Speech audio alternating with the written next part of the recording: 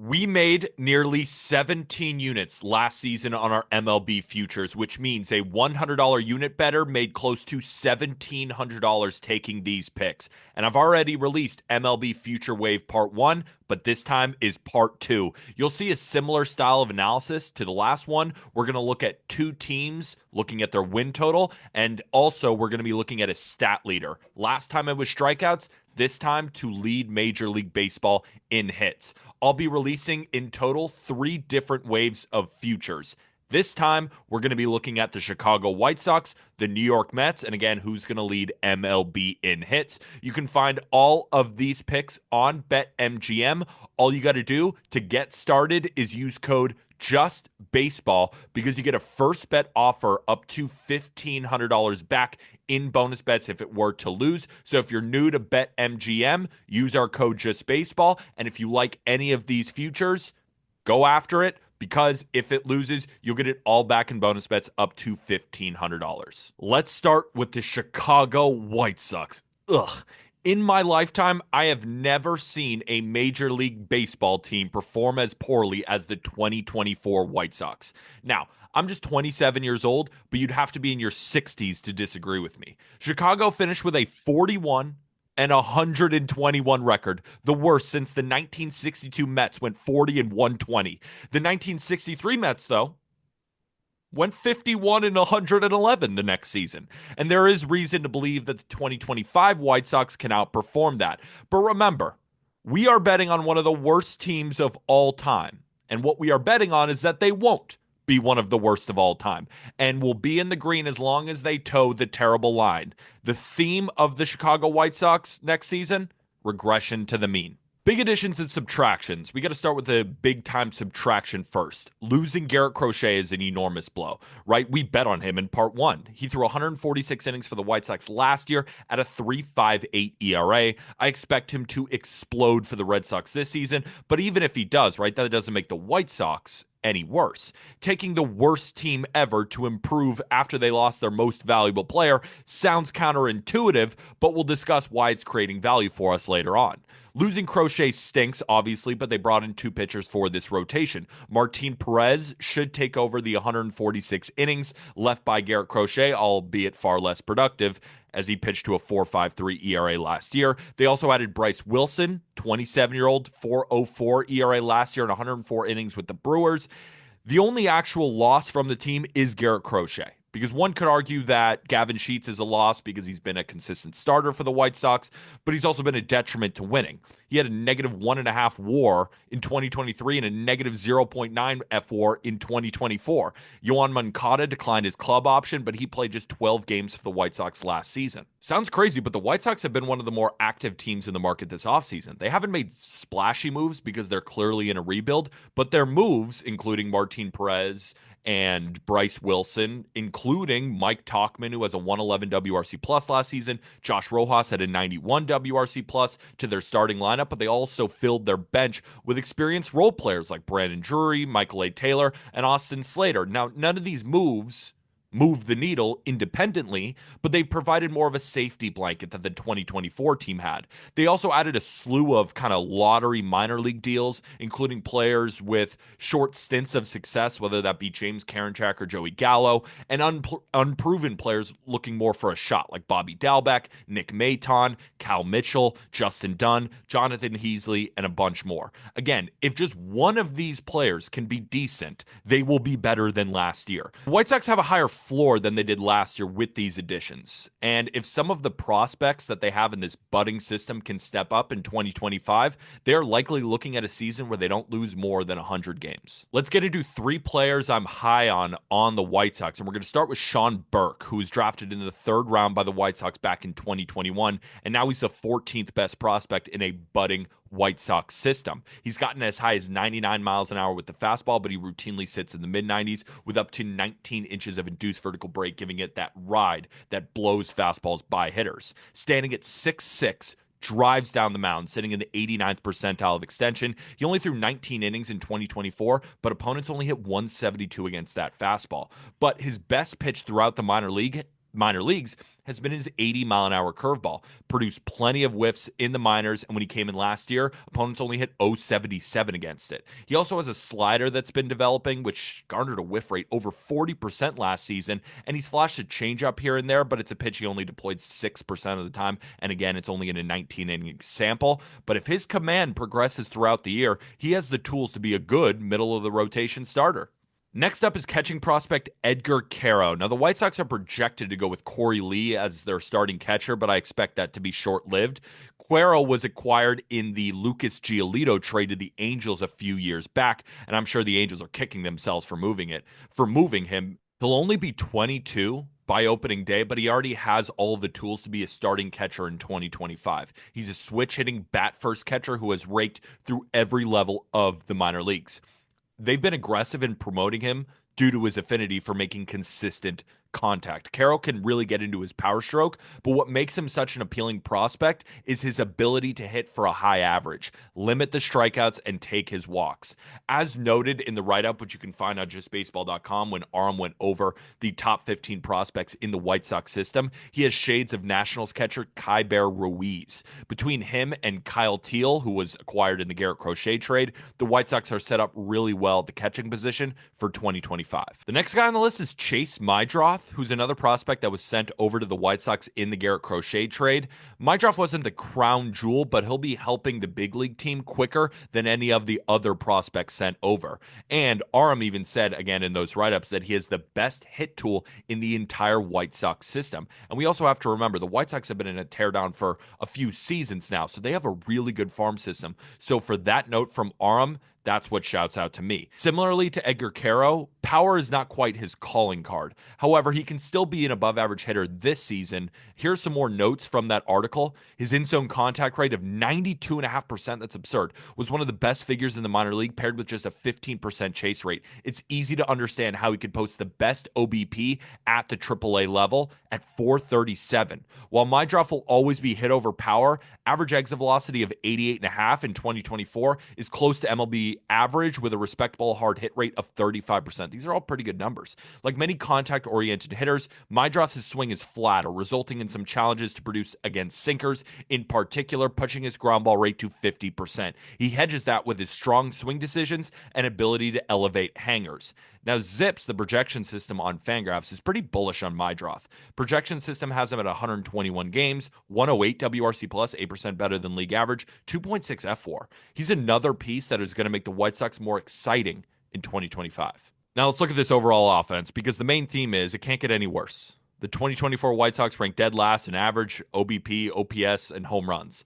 While some of these players, though, it's just about regressing back to their median outcomes. Luis Robert put up a 4.9 F4 in 2023. In 2024, 0.5. We aren't asking him to light the world on fire like he did in 2023, but can he be average? Or at least average for Luis Robert, 2.5 to 3 win season. The projections on Fangraphs think so, and it's hard not to believe in him with how much talent he possesses.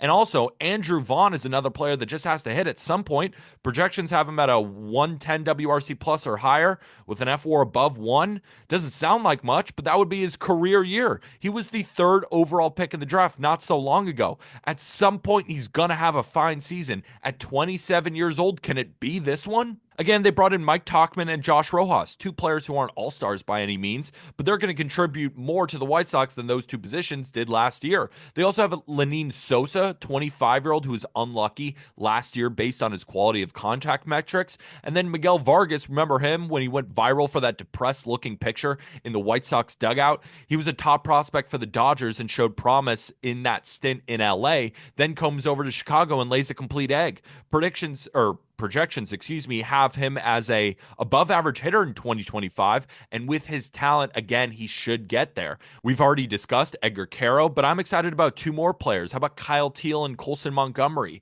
Teal and Caro share a position, but it's in the White Sox best interest to include both of those guys in the lineup.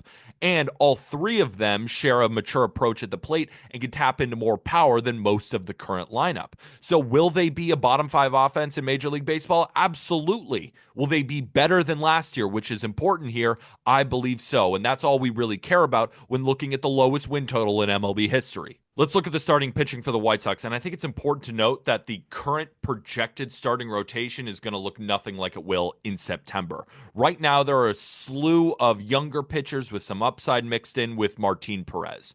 Perez cannot sniff Garrett Crochet's dominance, but at least he can fill those innings, the 148 that Crochet gave them last year. From there, it's a crapshoot, but there are plenty of diamonds in the rough here. We already discussed Sean Burke, who has the makings of a mini breakout.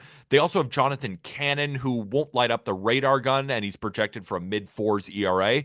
If he stays healthy, right, it's not great, but there is some value there at 24 years old. Bryce Wilson, again, is another arm who looked decent for the Brewers last year, can give them valuable innings. We have to remember that Chris Flexen led this team in innings last year with 160, pitching to a 4.95 ERA. Wilson is a better arm than that. It's all about little improvements, right? This is all we're talking about. Tiny little improvements that eventually add up to a better year. But the guys I really want to talk about, Hagen Smith and Noah Schultz, two highly regarded prospects at Just Baseball and the two top prospects in the White Sox system. Noah Schultz, now, people start to compare him to the big unit, Randy Johnson. That's a little far-fetched, but he is 6'10" with incredible stuff. All he needs to do is refine it in the minors. Hagen Smith already looked, in my opinion, MLB ready at Arkansas and expects to be up with the big league club soon. Jairo Iriarte is another intriguing arm, but he just threw 6 innings for the White Sox last year. The 23-year-old has really carved through the minor leagues, and now with more opportunities, could flash that potential as soon as this season. They also have Mason Adams, Nick Nastrini. They'll probably make a few starts as well. Adams is similar to Jonathan Cannon, more command over stuff, throw plenty of strikes, but not going to rack up, a big strikeout total with an overwhelming pitch mix. Nastrini is kind of the opposite, more stuff over command, routinely sitting above 10 strikeouts per 9 in the minors. But again, the issue is you can't walk as many people as you do, Nastrini. Another young talented arm, Drew Thorpe. He was one of the main pieces in the Juan Soto deal accompanying Michael King to San Diego, and in just a few months, he became the central piece in the Dylan Cease trade over to the White Sox. He's been one of the best pitching prospects in the game. The only issue is staying healthy. Now, he is probably going to return in the middle of May, end of May, to assist this rotation. Again, just more young arms. It will be rough sledding for this rotation, right? All we need them to do is a little bit better. But there's so many arms to dream on here. And that's not something the White Sox could have said last year outside of Garrett Crochet. Now let's look at the bullpen, because similarly to the starting rotation, the bullpen looks ugly on the surface. But there are a few arms on the way that I think will help this team, right? Like Jordan Leisure is one of them. He's a guy to keep an eye on. He's a young pitcher with above average stuff, just has difficulties throwing strikes. We hear that with relievers all the time. Big strikeout numbers in the minors. Command's just holding him back. Could be a solid reliever if he just makes a few tweaks here. Gus Varland came over from the Dodgers, throwing 20 innings for the White Sox last year, 3.54 ERA with a 2.04 FIP. He can also be an above-average arm at just 28 years old. They also have Justin Anderson, who threw 53 innings last year. Only thing holding him back is the amount of walks that he gave up. It will be one of baseball's worst bullpens, likely the worst. However, they have plenty of young arms, which I mentioned again in the starting rotation, that will then ease themselves into this bullpen, raising the floor a little bit. There's some upside here. Let's look at the overall outlook for this team, because, right, you heard the pitch. This team is going to be bad. We know this. Their win total is 53.5. They're going to be horrible. They're likely going to finish with the worst record in the league. But after the teardown that's hit the White Sox over the last few seasons, they have a ton of young talent. A young team playing with nothing to lose, I can buy into that.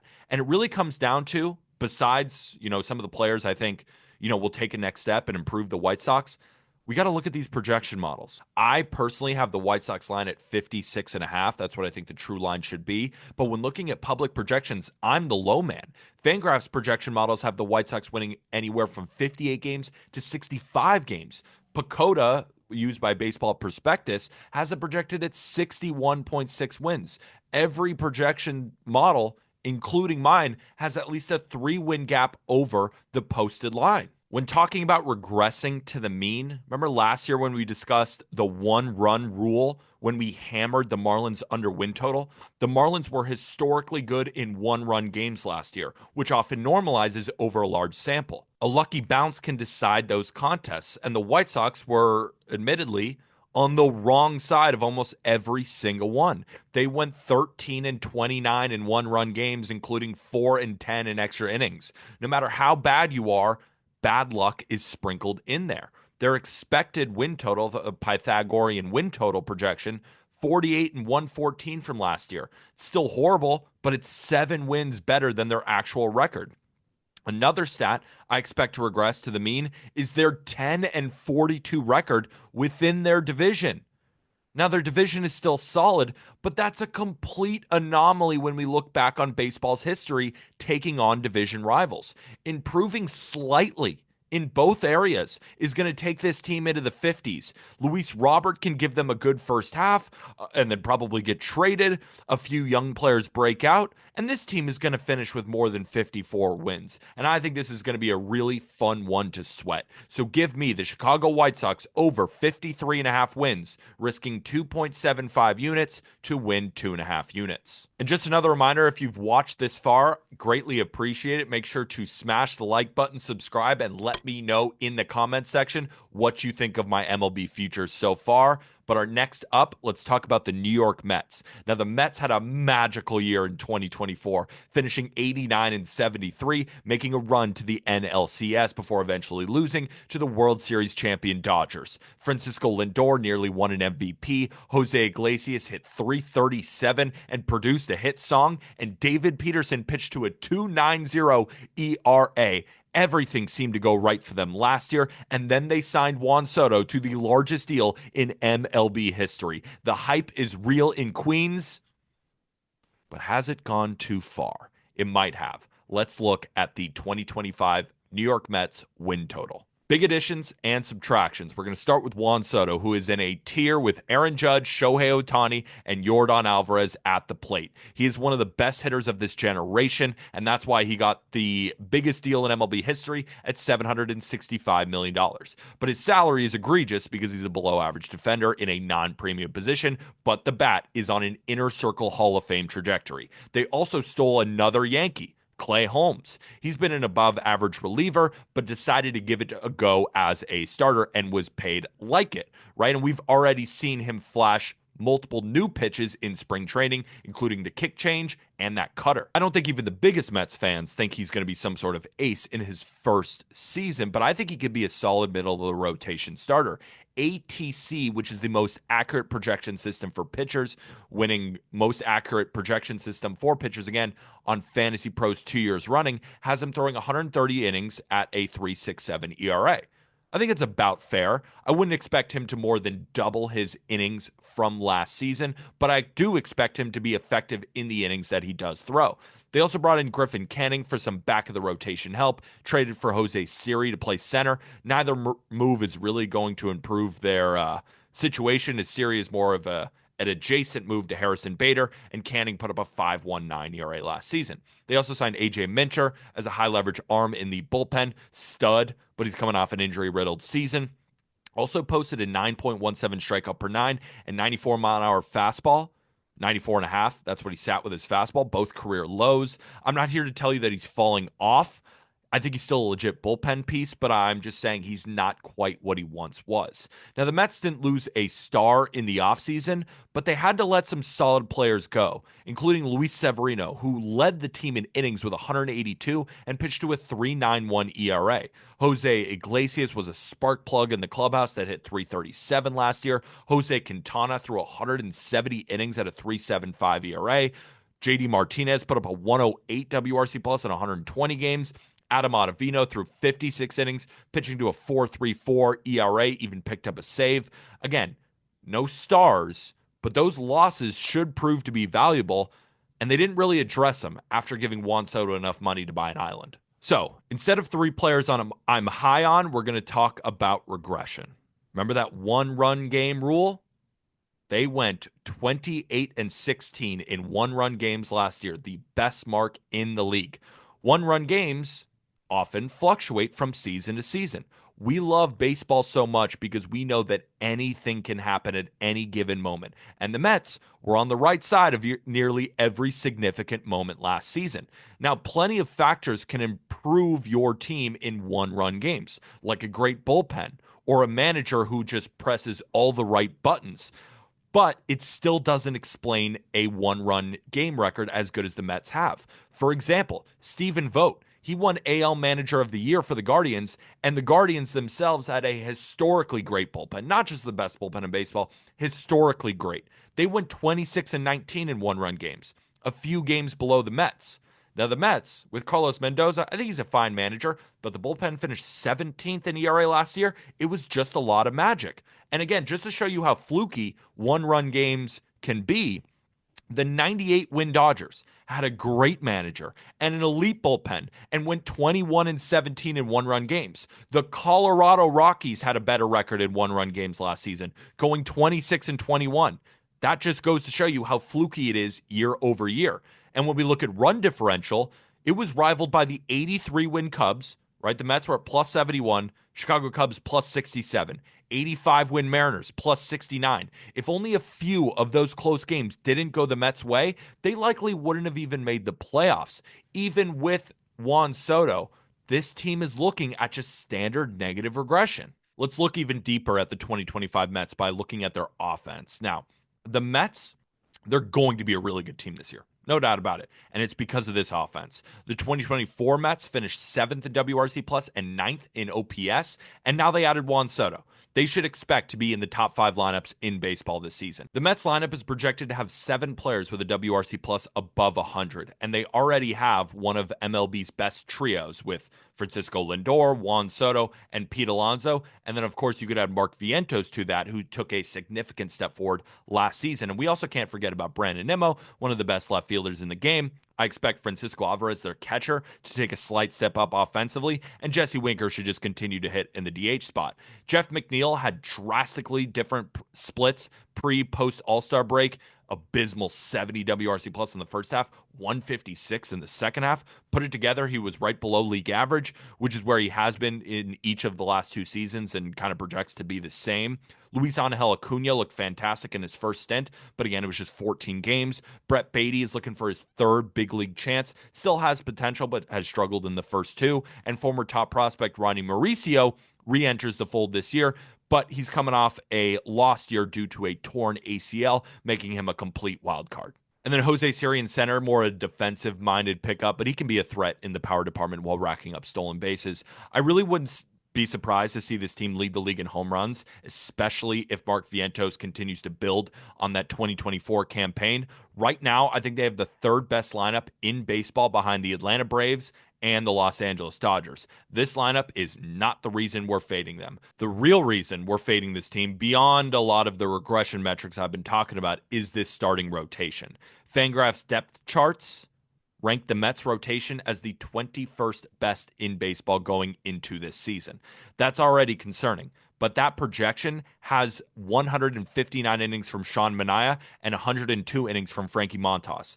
Manaea was already shut down with an oblique injury, and estimates have him returning to the rotation at the end of April. And it makes sense that Manaea's body is kind of breaking down. He's 33 years old, and he's never pitched as many innings as he did last year. He set his record with 181 and 2/3 in the regular season, then threw 19 innings in the playoffs, taking him 1 out away from 200. His previous high was 179 with Oakland back in 2021. I expect him to deliver once he comes back, but he's not a pitcher I'm necessarily buying in 2025. And Frankie Montas just hasn't been effective since 2021, and he's also on the IL to start the year. He has a high-grade right lat strain that's going to keep him from throwing for 6 to 8 weeks. Estimates have him returning more in the mid-May to end of May type timeline. And the jury is still out, I think, of whether he can be effective when he does return. He's put up a 4.43 ERA while averaging 99 innings a season since 2021. And now, similar to Clay Holmes, I like Kodai Senga a lot. I think he's going to be really effective on a per-inning basis. I just have my concerns on how many innings he's going to throw. A low-end projection for him is about 138 innings, high-end 163. But I think it's foolish to expect 163 innings from Senga coming off two different injuries. Suffered a shoulder strain last spring training and then dealt with a calf injury that limited his 2024 campaign to just 5 innings. Dating back to his time in the MPB, he's only thrown 150 innings 3 times in 13 seasons. When he was 23 years old, he threw 177 innings back in 2016. In 2019, as a 26-year-old, he threw 180 innings. Then, in his first season with the Mets, 166. He's also no spring chicken. He's 32 years old. ATC projects him for a 3.72 in 150 innings. I think it's about fair. And then you have David Peterson coming off a career year. Is it sustainable? In 2023, he pitched to a 5.03 ERA with a 10.38 strikeout per nine. In 2024, completely different pitcher. 2.90 ERA with a 7.51 strikeout per nine. But that's been David Peterson's career. Go look at the stats. Just wildly inconsistent. But his expected ERA has largely stayed the same over the last 2 years. In 2023, 4.96 expected ERA. 2024, 4.59. ATC projects him for a 3.86 ERA and 139 innings. Feels about right. And then you look at the rest of the arms, Tyler McGill, Paul Blackburn, Griffin Canning. McGill is the most upside of any of them, but he still has issues, right? He's routinely susceptible to allowing hard contact and allowing walks. And then Blackburn and Canning, they're replacement level pitchers. None of these arms have ever had an entire season with an ERA below 4. One arm that could make some noise for them, though, this season is Brandon Sproat, one of their best prospects in the minor leagues. But on the other side, unfortunately, Christian Scott is out for the season, another top prospect for him. But Sproat might end up being the better option. Dominated high A and double A, but then just got absolutely heat checked in triple A. He's going to start the season in the minors, but he could eventually help them in 2025, but not making a massive impact. Blake Tidwell's another prospect who could make a big league impact as he's impressed in spring training. He actually just threw an immaculate inning against the Rays, a lineup full of big leaguers. But last year in 85 innings at triple A, he wasn't very good. But he is just one call away. Problem is, outside this flash that he showed in the spring, Tidwell's was very disappointing in 2024 in AAA, posted a 5.93 ERA. I don't think you can really count on Brandon Sproat or Blake Tidwell to solve really any of these rotations problems, but I think both have easier ceilings to buy than the collection of back-end arms that the Mets have, right, that they're planning on trotting out their big league roster. It's just prospects who could make an impact, below average back-end starters, and then at the top of their rotation, it's guys who have just not proven that they can throw a ton of innings or even in those innings be very dominant. And I think there's a real chance here that this Mets rotation is a bottom 10 unit in Major League Baseball, at least when we look at, of course, all MLB rotations. And among teams with a projected win total, some of the best teams in baseball, the only squad that really compares is the Orioles, and they have an 88.5 win total. Now let's look at the bullpen. Per Fangraphs depth charts, the Mets have the projected 8th best bullpen in baseball, and I can get behind this ranking, at least from a talent perspective. Edwin Diaz is one of the premier closers in baseball, and AJ Minter is a great option to help him set up a save situation. Jose Budo has proven that he can spot start and also be a valuable back-end reliever. Reed Garrett, Ryan Stanek, also solid pieces in the middle, and Dedniel Nunez, I think, has plenty of potential after flashing elite stuff in 2024. And this bullpen, based on talent alone, could creep into the top 5. I think, and something that's going underprojected in Fangraphs' depth charts is, this bullpen is going to have to produce a lot of work. It's going to be a bullpen that's routinely coming in the 5th, 6th, 7th, 8th, and 9th inning, right? Outside of Sean Manaea, they don't have anyone who consistently projects to go above 5 innings. Senga hasn't proven it. It's Holmes' first year, and Peterson is likely to regress. And then, of course, you got Sean Manaea hurt at the beginning of the season. So the talent is there for a good bullpen, but they're going to get really tired as the season progresses, probably knocking down their numbers. Let's look at the Mets' overall outlook, because the Mets' offense, they're going to lead the way here. But with a below-average starting rotation that's already seeing injuries, we have to go under their win total in 2025. Beyond the current roster, this team is due for some negative regression in late-game scenarios, and it only takes a few going the other way to keep this team's win total in the high 80s. The Mets, we have to remember, they only have the 12th best run differential last season, and while they made some great additions, the losses must also be accounted for. The most significant loss, I think, is all of those innings that Luis Severino and Jose Quintana threw. And the Mets, they have, you could say, more talented arms, maybe in a Kodai Senga coming back and a Clay Holmes, but they won't be able to replicate that workload. And then, of course, Jose Iglesias' spark is going to be missed. And now there's so much hype around the Mets. But are they truly the fourth best team in Major League Baseball? Because that's what the win total projects them as. I think they're right with the Arizona Diamondbacks as one of the sixth, seventh, eighth best teams in baseball, right above the Red Sox, right? And I see a 3-win gap here constituting a 3-win play, right? I have their line at 89.5, just like I do the Diamondbacks. But we have to factor in they will be making deadline acquisitions, right? And they could even bring back Jose Quintana. They still have about 3 weeks left in this offseason. But with regression looming and a bottom half starting rotation, I'm taking the Mets under 92.5 wins, 2.4 units to win 2 units. And then, of course, it may have changed at this point, right? I bet this on earlier in the offseason, but I would bet this down to 91.5, and I would still bet it down to 90. I would just lower my win total because I think it still should be 89.5. Last but certainly not least, let's look at an MLB stat leader, this time in the hits department. On MLB Futures Wave Part 1, we look at the strikeout market, and I believe similarly to that, the wrong player is favored in the hits market. Now, the projection system that I'm looking at here is the BAT-X, which has won numerous awards for accuracy. The projection system is the best for hitters, right? And ATC is the best for pitchers. And when we look at who the BAT-X projects to lead the league in hits, we see Bobby Witt Jr. at the top. Another projection system called Oopsie, it's a newer Fangraphs projection model, also has Bobby Witt Jr. at the top of the hits market. Every other projection system has Bobby Witt Jr. at number 2, only trailing Luis Arias. But I think Bobby Witt Jr. should be the favorite. He led the league in hits last year at 211, 11 more than second place Luis Arias. Now, Luis Arias is a proven commodity in the hits market, but his upside, I think, is a little bit capped. He hit 354 in 147 games for the Marlins in 2023, ending with 203 hits, career high. Last season, he finished with 200 hits while hitting 314 in 150 games. I just don't see him going much higher than that. That's the reason he's my second projected hitter in the hits market.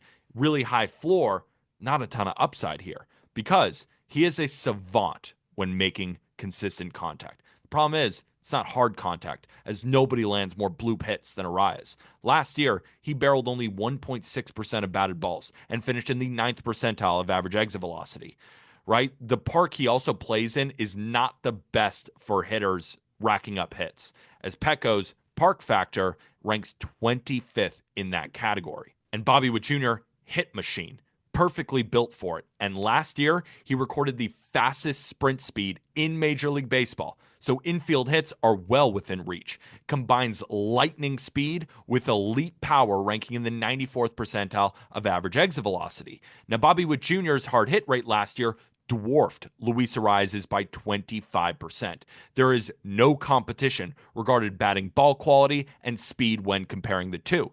Bobby Witt Jr. is also in one of the premier spots to hit in Major League Baseball. Kaufman's park factor when it comes to hits ranks 3rd in all of baseball, just trailing Coors Field and Fenway Park. Ask Bobby Witt. Last season, he hit 382 with an 1,117 OPS at Kauffman Stadium, where he's going to play half of his games. Crushed every type of pitch last year, hit above 310 against fastballs, breaking balls, and off-speed pitches. The only area of his game at the plate that is below average is his chase rate, but I don't mind that when looking at the hits market. I don't want him to walk.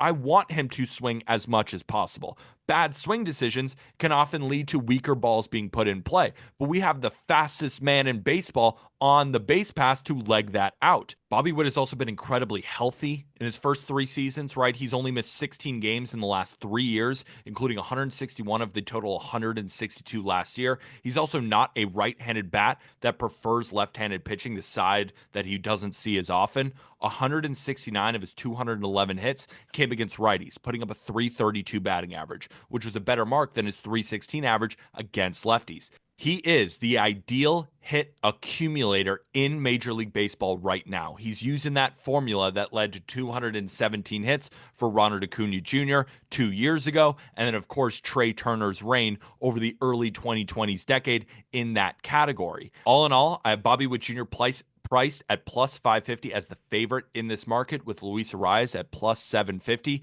Following that, Vladimir Guerrero Jr. and Shohei Ohtani, if you want a little bit more of a long shot in this category. But Bobby Witt Jr. is priced at plus 800, and I see plenty of value in him leading MLB in hits in 2025. Bobby Witt Jr. plus 800, risking 1 unit. So hopefully you enjoyed MLB Futures Wave Part 2. And if you missed part 1, that is again on this YouTube channel. And of course, if you probably already listened to this already, but you can find the full write-up again on justbaseball.com. And if you did enjoy, smash the like button, hit that subscribe button, as part 3 is on the way soon. All we have to remember is it's not gambling advice.